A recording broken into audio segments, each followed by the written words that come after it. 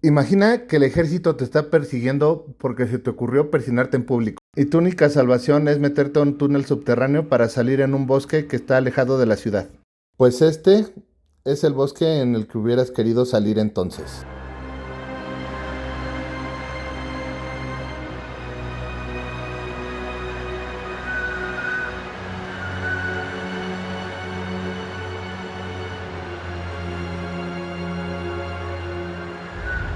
Es el Calvario, está en Toluca y como pueden ver es un cerro que está como que en medio de la ciudad ahora. Antes estaba lejos de la ciudad, era como que el bosque más a salvo que tenías si estaba siendo perseguido. Aunque por otra parte había ladrones, había peligros propios de un bosque retirado de la ciudad. Pero ¿por qué la persecución? Bueno, pues hace 100 años el que era entonces presidente de México, Plutarco Elías Calles, promulgó una ley que se terminó conociendo como la Ley Calles. Con ello pretendía que la Iglesia dejara de tener tanta influencia en lo que las personas pensaban acerca de los políticos o las políticas que implementaba el Estado. Y entonces se le ocurrió prohibir la libertad de culto en un país donde el 95% de la gente, al menos, era católica. Y así fue como comenzó la persecución de personas que iban a misa, que se persinaban en público, a los sacerdotes, obispos, o sea, hasta con los monaguillos arrasaron. Aunque también con esto provocaron que la gente se organizara para la resistencia por su fe. Es decir, comenzó a resguardar a los curas en sus casas, empezaron a hacer misas clandestinas en sus casas, ponían detalles en las fachadas de sus casas, macetas, cortinas, para indicar que ahí estaba resguardado el sacerdote, algún sacerdote, o ahí iban a celebrar misas también clandestinas. Este es uno de los accesos a las criptas debajo de la catedral.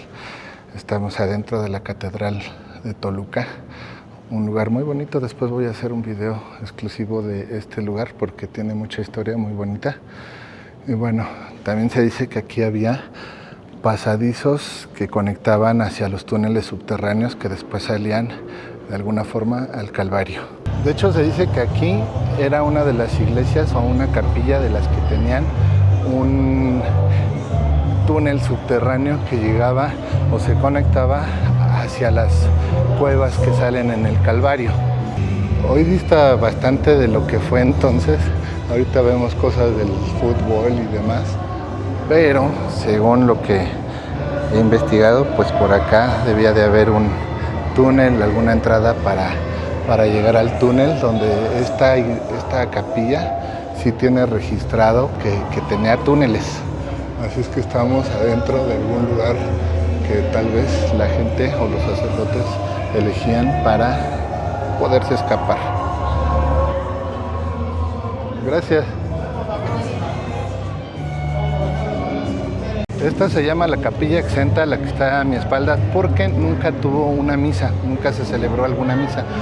Los frailes franciscanos la usaban para llevar insumos o preparar precisamente misas, guardar cosas, inciensos, etcétera, pero no la hicieron misa, no hicieron misa y por eso se llama la Capilla Exenta. Y es una de las construcciones más antiguas religiosas en Toluca. Otra de las más antiguas es este templo que es el de la Santa Veracruz. Y bueno, también se cuenta que pues enlazaban túneles y demás cosas. La persecución religiosa duró oficialmente 3 años, y en México le llamamos la Guerra de los Cristeros. Y aquí que sirvió de refugio o escapatoria para la gente perseguida, hicieron esta iglesia que está en la punta del cerro, tal vez como recordatorio de lo que terminó triunfando. A este cerro lo conocemos como el Calvario. Hoy está en medio de la ciudad, como pudieron ver al principio del video, pero antes era un cerro que estaba alejado de la ciudad. En realidad la ciudad no estaba tan cercana. En ese tiempo, pues, venir aquí estaba un poquito lejos. Aparte es muy pedregoso, como pueden ver. Entonces hay muchos lugares como que se prestan a que las cuevas se hacían naturalmente Otras también obviamente pues le iban escarbando para conectar los túneles que ya estaban. También se cuenta que eran túneles que venían desde tiempos coloniales o los tiempos de la conquista, como le quieren llamar. Entonces era un lugar donde había muchos escondites, tanto para gente que se estaba escabullendo del ejército por el hecho de haberse persinado en público, rezar o ir a misa, como también para gente que era ladronas, que eran personas pues maleantes. Hoy se ve como un lugar muy bonito, casi de cuento de hadas, pero aquí se llevaron a cabo varios fusilamientos según lo que cuentan, o varias, pues vamos a decir, varias masacres, porque llegaba el ejército, se daban cuenta que aquí estaban reunidos y demás, y pues les daban matarile a todos. Entonces es un lugar bastante con una carga emocional bastante fuerte también. Podemos ver cómo ya están cerradas lo que eran las entradas a las cuevas, las pusieron o bien con rocas gigantescas o con cemento. Vino el gobierno y cerró todo, selló todo para que la gente no las volviera a usar, ya que adentro era una red de túneles subterráneos bastante intrincada, que llegaba a las iglesias, que se rumora que a la catedral misma. Y bueno, pues ahora estas entradas ya están tapadas y se rumora también que hubo mucha gente que se quedó atrapada abajo, imagínense, porque nunca encontraron la salida. De ahí se desprenden muchas historias, ¿no? De la cueva del diablo y un montón de historias como más que nada lúgubres, en lugar de hechos históricos, básicamente. Y también hubo ayuda de la comunidad extranjera al saber que el Ejército de México o el Gobierno de México estaba haciendo esta persecución. Básicamente hubo unos grupos que se llamaban los Caballeros de Colón en Estados Unidos, que presionaron muy fuerte a su gobierno para que interviniera o para que tratara de hacer algo, ayudar, etcétera. Y también se rumora que ellos estuvieron dando armas a la gente que se estaba rebelando acá para ayudar a la resistencia, por decirlo de alguna forma.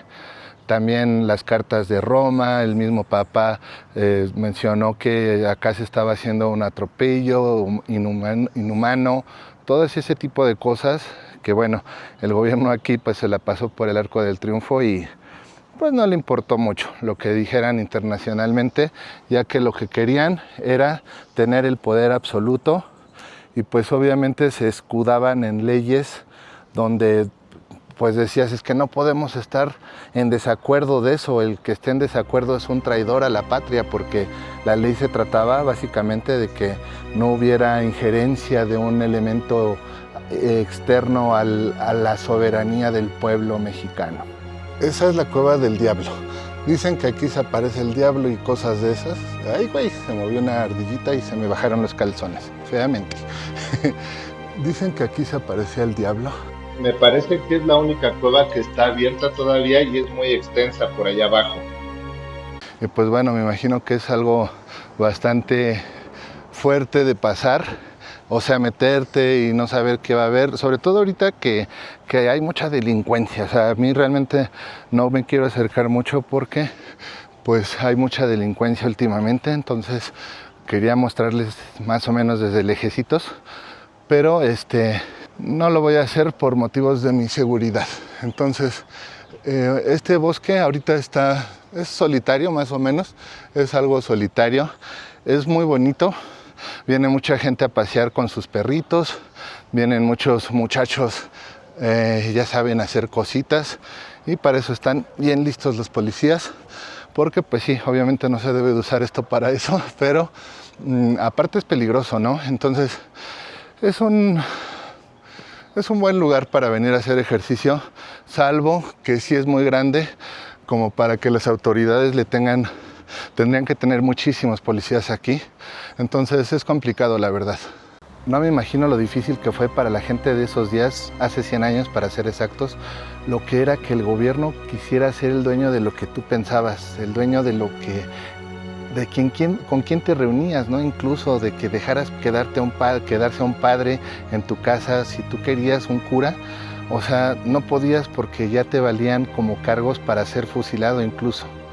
Entonces de ahí fue que la gente empezó a gritar "Viva Cristo Rey" antes de ser fusilada en el paredón. porque no querían que el gobierno tuviera la dicha de ser lo último que ellos hubieran pensado o hubieran dicho.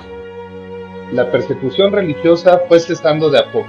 La ley Calles no la suprimieron, pero simplemente la dejaron de aplicar tan severamente. Y es que el gobierno simplemente entendió que la fe no se puede cambiar de un día para otro de un plumazo. La guerra cristera se vivió más intensamente en Jalisco y Guanajuato, aunque Toluca también fue una de las ciudades que tuvo que resistir.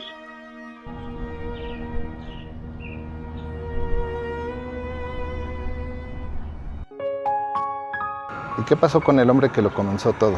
Bueno, pues ironías de la historia, porque fíjense, el presidente que él puso a sucederlo para que entonces, según él, lo manejara a su antojo, fue el presidente que lo terminó mandando al exilio. Literalmente lo subió a un avión y lo mandó para Estados Unidos. Años después, Plutarco Elías Calles regresó a México ya sin poder político y prácticamente en el olvido. No así el presidente que lo mandó al exilio, que fue mucho mejor recordado, Lázaro Cárdenas del Río. Y ahora, si me disculpan, yo me voy a echar unos tragos coquetos. Cuídense mucho y nos estamos viendo en próximos capítulos de Ruta al Sabor.